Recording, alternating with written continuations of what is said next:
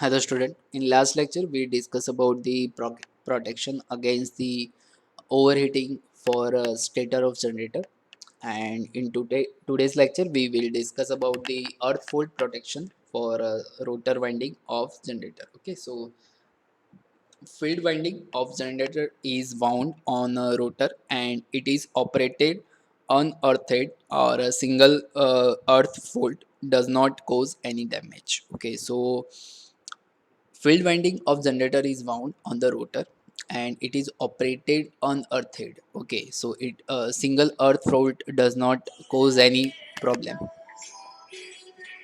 Sorry. Single rotor fault to earth increases the stress to the earth in the field winding. When stator transient induces an extra voltage in the field winding, it increases the probability of second earth fault.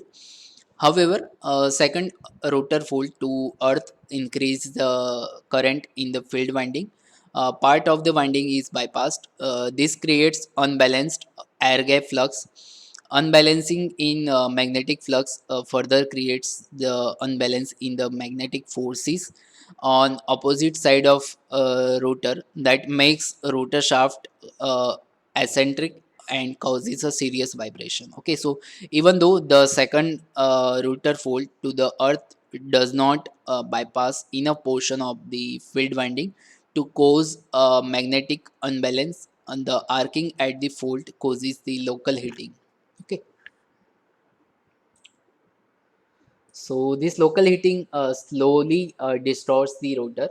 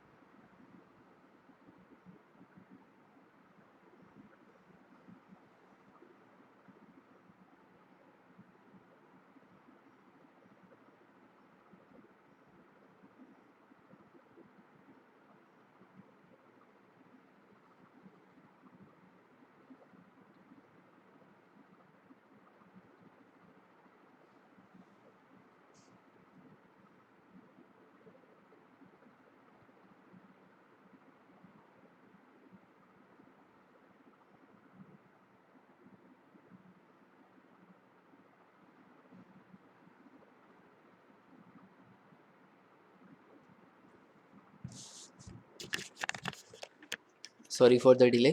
DC voltage is impressed between the field circuit and the earth through a polarized moving iron coil. Okay, so this is the arrangement for our earth fault detection, and the exciter field winding is here. Okay, so it is a exciter field winding. It excites the exciter.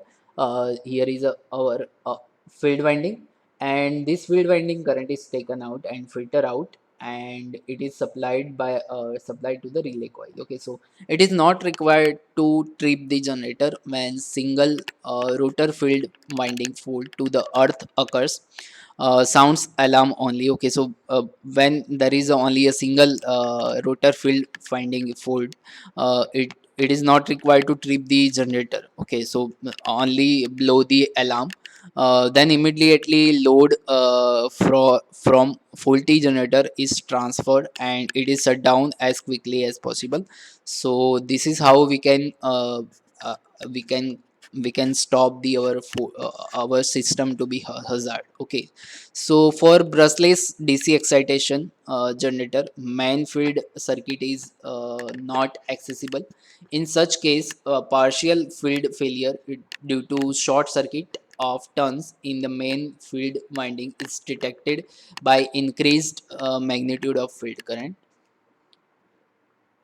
Okay, so now protection against the loss of excitation for rotor winding of generator. Okay, so now how we can achieve the protection against the loss of excitation for rotor winding of generator? When excitation of generator is lost, field failure, it speeds up slightly and starts operating as an induction generator that induces current in rotor iron parts.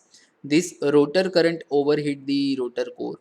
Generator overspeed leads generator to share higher load that increase the armature current, resulting in overheating of stator core and winding. Okay, so in case of loss of excitation or field failure, generator draws reactive power from a system while generator was supplying a reactive power before field failure. Hence, the total reactive power demand on the system increase, and if system is unable to feed this large reactive power requirement, it becomes unstable, resulting in a collapse of voltage. A quick automatic voltage regulator AVR is able to run the generator for a few minutes as an induction generator without any damage. Okay, so field failure occurs due to the failure of exciter or maloperation of the field circuit breaker.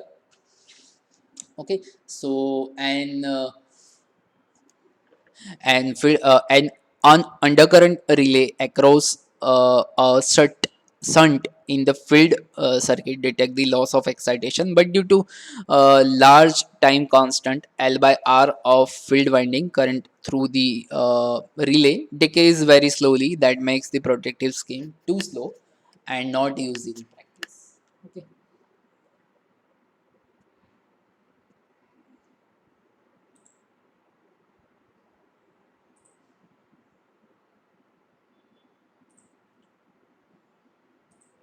So an offset Moore relay or a directional impedance relay is used for the protection against loss of excitation of large modern generators. Okay, so this is the arrangement for excitation protection, and this is the field winding and generator stator winding. Okay, so the cities are connected with the field failure relay coil, and field failure relay coil here is also connected, and there is also one field failure relay coil is connected here with the PT. Okay, so as offset of Moore relay gives the characteristics in a negative reactance area, it is required to be fed by current and voltage signals through a CT and PT. Okay, so this is how we achieve our goal. And when a generator loses its excitation and locus of the equivalent generator impedance moves from the first quadrant to the fourth quadrant, irrespective of initial conditions, and hence relay trips the field breaker to disconnect it from the system.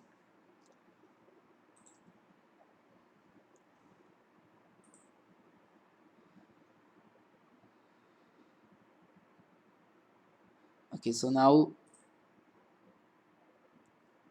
how we protect system our generator winding of rotor winding of generator from the unbalanced loading. Okay, so unbalanced loading is also a very serious cause for the generator. So negative sequence component of unbalanced stator current cause a double frequency induced current in a rotor iron during the normal rotation. For large unbalanced, several overheating of rotor tends to weaken the slot wedge and the retaining rings. Okay, so our main thing which is very important for us in for the unbalanced loading is the negative sequence component of unbalanced stator current. So we detect the negative sequence component of the unbalanced current and protect our rotor winding or our generator from this kind of fault. Okay, so causes of unbalanced conditions are the open circuiting of phase, failure of one contact of circuit breaker, unclear unsymmetrical fault near the power station, stator winding fault. So these are some causes of unbalanced conditions. Time for which rotor withstand the unbalanced condition varies inversely as the square of the negative sequence current.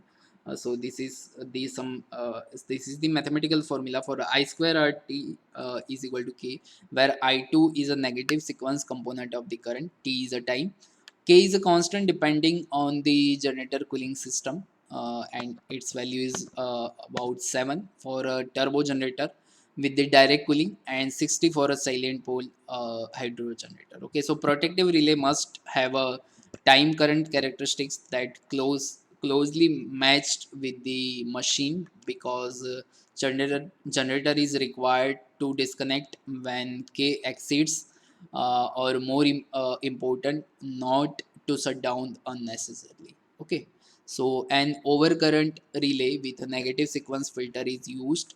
uh, CT secondary current is fed to negative sequence filter which provides AC output voltage proportional to I2. Okay, so this is how we connect the negative sequence filter. So what we do, we take the rotor current by using the CT, and CT secondary is connected with the negative sequence filter, and this filter is fed the current to the overcurrent relay. So overcurrent relay used for negative phase sequence protection has a long operating time with the facility of range setting, time range between 0.2 second to 2000 second. Okay,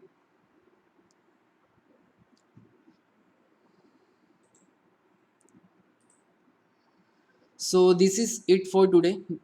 In upcoming lecture we will see the some miscellaneous protection for the transformer. Up to now we see the many type of protection like protection against the earth fault protection for rotor winding of generator.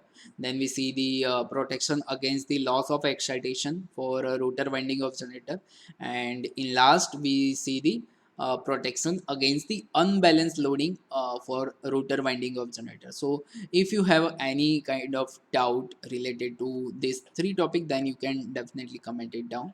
And if you have if you want this material, then you can message me in a WhatsApp. I already I will send this material to your respective group. So don't worry about the content. I will send all the PPTs to your group so that you can read easily and score well in exam. Okay, so thank you.